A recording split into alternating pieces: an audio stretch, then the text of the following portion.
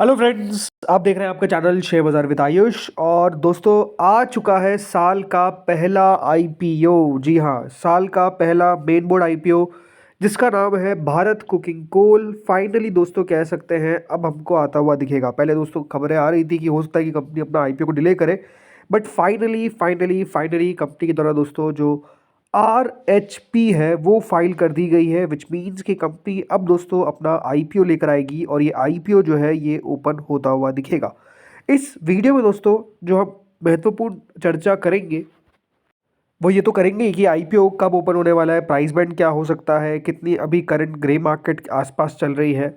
लेकिन जो सबसे बड़ी बात है वो ये है कि इस आईपीओ के अंदर रखा गया है शेयर होल्डर कोटा।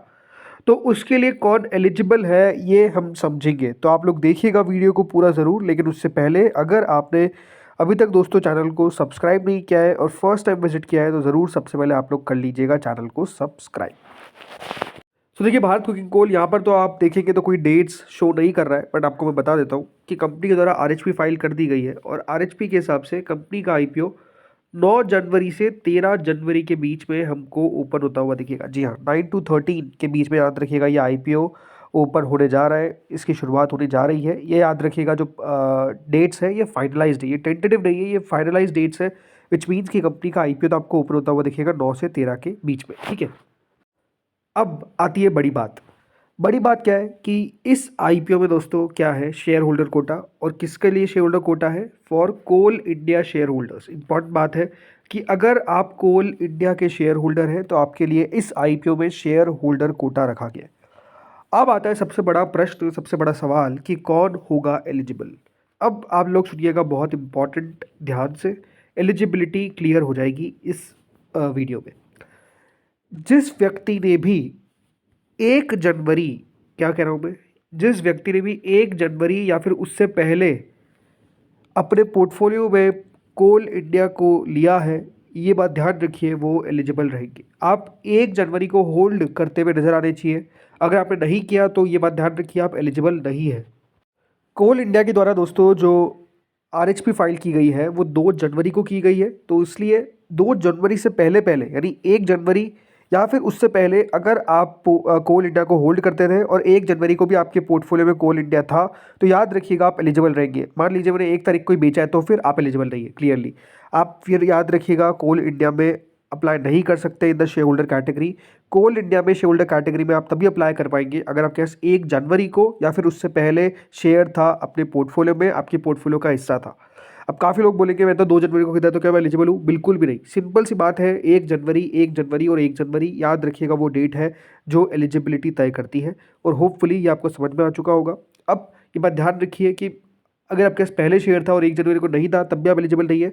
सिंपल सी बात है, 1 जनवरी को आपके डीमैट का हिस्सा होना चाहिए कौन? कोल इंडिया। आपके पास भले 1 शेयर हो या 100 शेयर हो या फिर 1000 शेयर हो, उससे कोई मतलब नहीं है। आप एलिजिबल तभी होंगे जब आपके पास वो पोर्टफोलियो में था और 1 जनवरी तक था। तो ये बात होपफुली क्लियर हो चुकी होगी कि कौन कौन है वो जो एलिजिबल रहता हुआ नजर आएगा शेयर होल्डर कैटेगरी के अंदर, कौन कौन है जो अप्लाई कर सकता है शेयर होल्डर कैटेगरी में इन कोल इंडिया आईपीओ।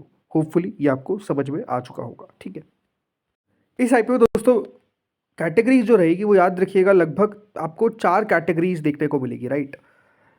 कोल इंडिया का शेयर होल्डर का फ़ायदा क्या है ये आप समझिए कि आप अप्लाई कर सकते हैं या तो रिटेल कैटेगरी में या तो आप HNI में, एक में आप अप्लाई कर सकते हैं, आपको पता ही है, प्लस शेयर होल्डर, राइट।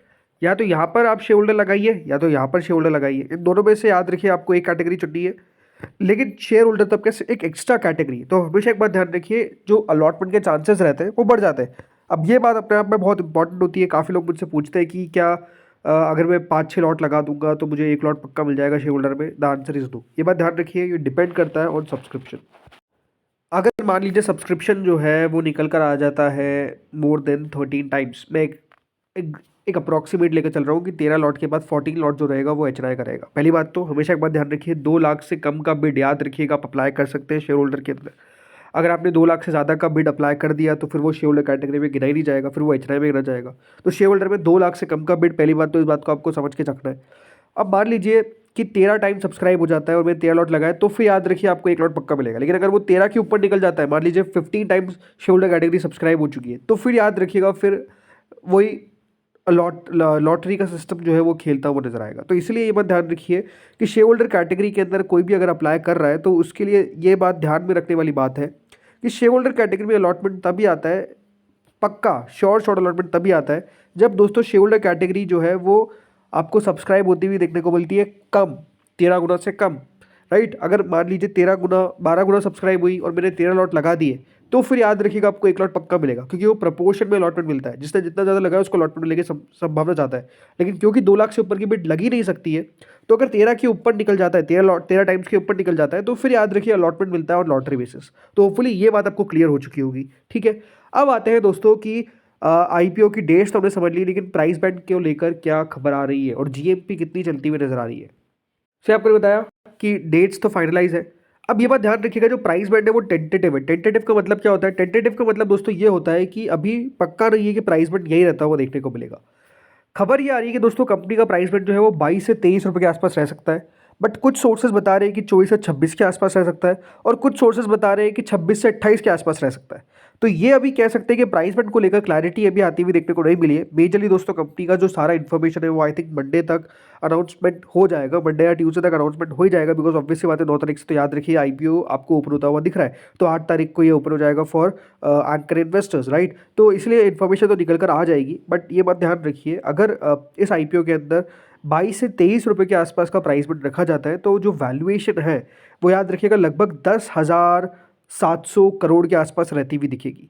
और आईपीओ का जो साइज़ है फिर वो 1300 करोड़ नहीं रहेगा, वो करीबन 1071 करोड़ रह जाएगा। बिकॉज कंपनी याद रखिएगा जो शेयर्स ला रही है वो लगभग 10% हिस्सा लेके आ रही है। तो 10,700 करोड़ का सीधा 10% निकाल लीजिए तो 1,070 करोड़ के आसपास का इशू रह जाएगा, राइट। तो 1070 करोड़ का आईपीओ रह जाएगा, और उसमें शेयर होल्डर कैटेगरी का हिस्सा माना जा रहा है कि 10% रहता हुआ देखने को मिलेगा। तो 107 करोड़ याद रखिएगा शेयर होल्डर कैटेगरी के आसपास के पास पहुंचता हुआ नजर आएगा हिस्सा। अब 107 करोड़ अगर रहता है तो आप मान लीजिए जैसे ही अगर ये आईपीओ के अंदर 107 करोड़ आ गए शेयर होल्डर कैटेगरी में तो वो 1 गुना भर गया, राइट। 10 गुना बनने के लिए 1070 करोड़ चाहिए, और 13 गुना बनने के लिए आप समझ सकते हैं कि बहुत ज़्यादा पैसा नहीं चाहिए। और जिस तरीके से आपने पिछला आईपीओ देखा था अभी आईसीआईसीआई एएमसी का, उसमें 7-8 हज़ार करोड़ रुपए आईपीओ पैसा है। तो ये बताता क्या है कि अगर दोस्तों इस आईपीओ के अंदर हिस्सा जो देखा जाए वो 10% है, लेकिन आईपीओ का जो साइज़ है वो अपने आप में उतना बड़ा नहीं है। इसीलिए कह सकते हैं कि फिर अलॉटमेंट मिलना थोड़ा सा मुश्किल हो जाएगा शेयर होल्डर कैटेगरी के अंदर भी, क्योंकि ये कैलकुलेशन लगाई जा रही है। अब मान लेते हैं कि चलिए 24 से 26 के आसपास रहता है, तो भी याद रखिएगा डेफिनेटली प्राइस बैंड बढ़ेगा तो कंपनी का वैल्यूएशन भी बढ़ेगा, आईपीओ का साइज़ भी बढ़ेगा। बट वैल्यूएशन बढ़ने से होगा क्या, जो ग्रे मार्केट है वो कम हो जाएगी। अभी दोस्तों करीबन 12 रुपये के आसपास ऐसा बताया जा रहा है कि प्रीमियम चल रही है, विच इज़ 52%। तो अपने आप में 52% का प्रीमियम तो बहुत ही शानदार है, राइट। बट वो डिपेंड करेगा प्राइस बैंड पे कि कंपनी का प्राइस बैंड किस प्रकार का रहता है, और प्राइस बैंड से ही याद रखिएगा ये तय होगा कि आईपीओ अच्छा है या फिर ख़राब है। अगर प्राइस बैंड मान लेते हैं 26 से 30 के आसपास आ गया तो फिर तो अपने आप में दोस्तों जो वैल्यूएशन है वो भी अपने आप में बहुत ज़्यादा आप कह सकते हैं हाई हो जाएगी। बिकॉज 30 रुपये का मतलब ये है कि जो ग्रे मार्केट है ये ऑलमोस्ट कुछ बचेगी ही नहीं, राइट। तो आप समझ सकते हैं कि प्राइस बैंड डिटरमाइन जो कंपनी करेगी वो अपने आप में एक बहुत बड़ा रोल प्ले करेगा। अगर प्राइस बैंड मान लेते हैं कि यहाँ पर 22 से 23 के आसपास आता है तो ये कह सकते हैं कि वैल्यूएशन जो है वो एक्सपेक्टेशन से काफ़ी बिलो है। बिकॉज शुरुआत में दोस्तों खबरें चल रही थी कि 28 रुपये के आसपास कंपनी अपने आईपीओ का प्राइस बैंड रखेगी, और अगर 28 रुपये नहीं रखा है तो डेफिनेटली यहाँ पर जगह है क्लियरली फॉर इन्वेस्टर्स, ताकि वो अपना पैसा बना सके। ये बात आपको मैं क्लियर बता रहा हूँ।